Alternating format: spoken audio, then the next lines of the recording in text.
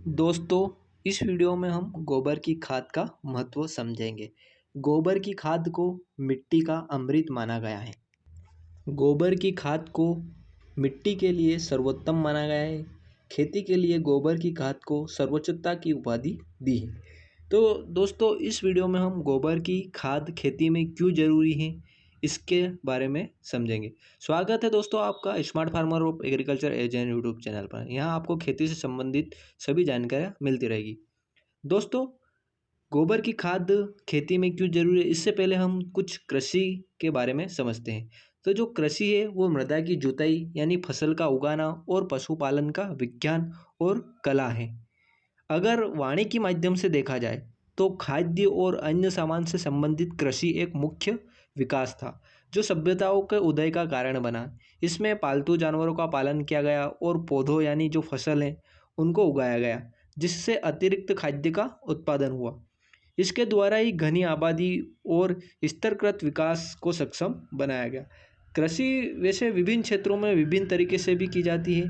Modern तरीके से कृषि विभिन्न क्षेत्रों में की जाती है। अत्यधिक आधुनिक तरीके से खेती में समय की बचत और सुविधा तो काफ़ी मिली, लेकिन अधिक रसायनों के उपयोग से मिट्टी की जो उर्वरकता शक्ति थी, जो प्राकृतिक उर्वरकता शक्ति थी, वह भी धीरे धीरे समाप्त होने लगी। कुछ समय के लिए रसायनों का उपयोग करने से उत्पादन खाद्यान्न की मात्रा बढ़ी, वहीं इससे रोगों की जो वृद्धि है वह भी बढ़ी।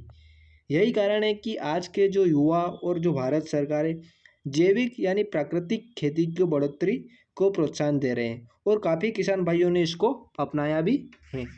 तो दोस्तों, अत्यधिक रसायनों के प्रयोग से, कीटनाशकों के प्रयोग से जो हानिकारक कीट है उनकी समाप्ति तो हुई, लेकिन उतनी ही तादाद में वो ज़्यादा उत्पन्न भी हुए और साथ ही हमारे जो मित्र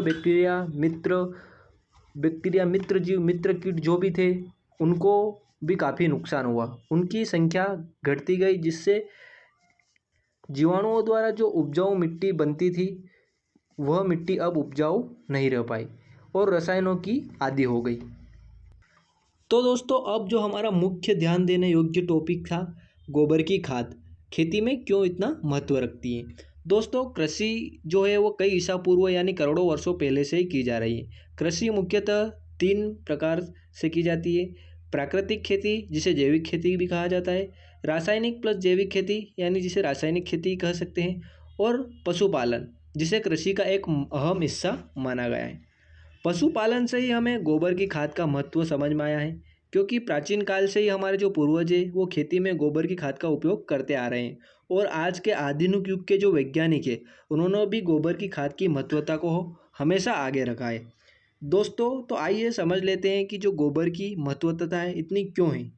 दोस्तों, इसको समझने से पहले आपको प्रकृति के नियम को समझना होगा। प्रकृति हमेशा एक नियमित तरीके से चक्र चलाती है। वह खुद से एक जीव को उत्पन्न करती है, उसका विकास करती है, उसे एक समय तक जीवित रखती है और उसे नष्ट कर देती है। यह चक्र बहुत बड़ा है। इसमें सभी जीव एक दूसरे के ऊपर निर्भर रहते हैं। जैसे जीवाणु जो रहते हैं मिट्टी और पौधों की जड़ों पर, कीड़े मकोड़े जीवाणुओं पर, और जो पक्षी है वो कीड़ों मकोड़ों पर, जानवर पक्षी और छोटे जानवरों पर, और मानव जो है वो जानवरों और पेड़ पौधों पर जीवित रहते हैं। इस प्रकार से यह प्रकृति का चक्र चलता रहता है, यानी नए जीव की उत्पत्ति होती है, साथ ही पुराने जीव को नष्ट भी किया जाता है। यह प्रकृति का नियम है, इसे कोई बदल नहीं सकता, क्योंकि यदि जीव की उत्पत्ति होगी तो वो नष्ट भी होगा और प्रत्येक चीज़ आखिरी में आके मिट्टी ही बनना है। यह स्थूल शरीर भी एक दिन मिट्टी में ही मिलता है। प्रकृति ने स्वतः ही सभी को अपना जीवन यापन करने के लिए अलग अलग शक्ति या प्रदान कर रखी है। वहीं इंसान के पास एक शक्ति दी है जो है उसका दिमाग। उसे ही प्रकृति का सर्वश्रेष्ठ उपहार दिया गया है, जो हर चीज़ को यानी खुद प्रकृति को भी समझ सकता है। दोस्तों, हमारे वैज्ञानिक कहते हैं कि पदार्थ की सबसे छोटी इकाई परमाणु है और जो परमाणु है उसी से अणु और यौगिक का निर्माण होता है और प्रत्येक पदार्थ यौगिक या अणु को आखिरी में तोड़कर सिर्फ परमाणु में ही तोड़ा जा सकता है। तो दोस्तों, हम कह सकते हैं कि जो मिट्टी है वह एक परमाणु है। प्रत्येक जीव मिट्टी से ही उत्पन्न होता है और वह मिट्टी में ही मिल जाता है। और जो मिट्टी है वह बनाने में योगदान करते हैं बैक्टीरिया, फंगस यानी सूक्ष्म जीवाणु और फफूंद। यह मिट्टी और पौधों के बीच एक ऐसा बॉन्ड बनाते हैं जिससे ही यह जीव जिससे जो इनका जीवन है वह भी चलता है और जीवाणु ही अपशिष्ट पदार्थ जो हैं उन्हें खाकर मिट्टी का निर्माण करते हैं और वह मिट्टी पौधों और नए जीवाणुओं के निर्माण में सहायक होती है। और जो फफूंद है वो पौधों और मिट्टी में एक बॉन्ड निर्माण करती हैं जो मिट्टी से पौधों को पोषक तत्व देते हैं और पौधे से भोजन लेकर वह फफूंद भी जीवित रहती है। यानी कि कहा जाए तो सब एक दूसरे पर ही आश्रित होते हैं और इसी प्रकार से एक अच्छा जीवन चलता है जिससे पौधे स्वस्थ रहते हैं। दोस्तों, हमने यहाँ बात की अपशिष्ट पदार्थ की, तो जो गोबर है वह भी एक प्रकार का अपशिष्ट पदार्थ ही है। देखिए, हर चीज़ सड़ गल कर अपशिष्ट बनती है और अपशिष्ट से वह जीवाणुओं द्वारा मिट्टी बन जाती है। तो गोबर प्राप्त होता है हमें पशुओं से और पशु खाते हैं हरी घास, फसल अवशेष, पलारी आदि और उसे प्राकृतिक तरीके से पिसाई करके गोबर बना देते हैं। अब पशु बहुत सी चीज़ें खाते हैं जैसे हरी घास हुई, सूखी घास हुई, फल, यहाँ तक कि अनाज भी खाते हैं। और आपने तो सुना ही होगा कि इन सब में काफ़ी मात्रा में पोषक तत्व मौजूद होते हैं।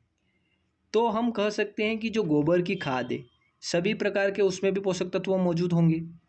पोषक तत्वों में मुख्य 3 वर्गों में बांटा गया है। एक तो मुख्य पोषक तत्व होते हैं जिसे प्राथमिक पोषक तत्व कहता है, एक द्वितीयक पोषक होते हैं और तृतीय पोषक तत्व या सूक्ष्म पोषक तत्व होते हैं।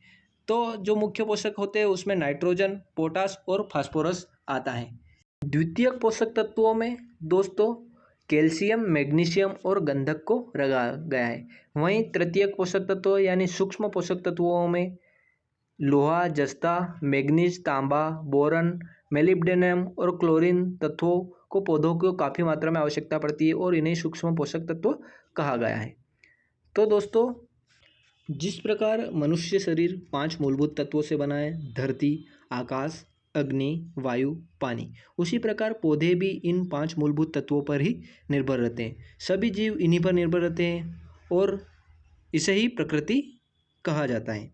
तो इन 5 मूलभूत तत्वों में जो धरती है वह भी महत्वपूर्ण है और इस धरा पर ही मिट्टी महत्वपूर्ण है और मिट्टी से ही जीवों और पौधों का निर्माण होता है और इसी मिट्टी के निर्माण के लिए यह सभी जरूरी हैं। तो मिट्टी को स्वस्थ उपजाऊ बनाने के लिए ही गोबर की खाद महत्वपूर्ण है क्योंकि गोबर में सभी घास, फसल अवशिष्ट, अनाज अपशिष्ट सभी मौजूद होते हैं। उसे ही मिट्टी की अमृत कहा गया है और पौधों का अमृत ही गोबर को कहा गया है। तो दोस्तों, गोबर की सड़ी हुई जो खाद है उससे ही मिट्टी में जीवाणुओं और केंचुओं की जो मात्रा है यानी जो मित्र कीट है उनकी संख्याएं बढ़ती हैं और वह उसे खाकर स्वस्थ उपजाऊ मिट्टी बनाते हैं और इस प्रकार मिट्टी में संपूर्ण पोषक तत्व मौजूद होते हैं और पौधे स्वस्थ रहते हैं। तो दोस्तों, अब यह जो रामायण हो गई यह तो पूरी थी गोबर की खाद की कृषि की महत्वता की कि यानी कि गोबर की खाद हमारी कृषि में क्यों इतना महत्वपूर्ण रखता है। तो दोस्तों, अगले वीडियो में आपको गोबर की खाद को सही प्रकार से किस प्रकार तैयार करना है ताकि उसमें पर्याप्त पोषक तत्व मौजूद हो और उसकी जानकारी देंगे। साथ ही उसे बनाने का समय, उपयोग करने के सही समय की जानकारी समझेंगे। तो इसका अगला पार्ट भी आप ज़रूर देखें। उसमें हम आपको एक सिस्टेमेटिक तरीके से गोबर की खाद किस प्रकार बनाते हैं ताकि वह एक उपजाऊ मिट्टी तैयार कर सके, उसमें पर्याप्त न्यूट्रिशन मौजूद हो, इस प्रकार से उस खाद को बनाना इस वीडियो में बताएंगे। दोस्तों, यह जानकारी अच्छी लगी हो तो वीडियो को लाइक करें, कमेंट करें, शेयर करें। मिलते हैं इसी रोचक ज्ञान के साथ नेक्स्ट वीडियो में। जय जवान, जय किसान, जय हिंद, जय भारत।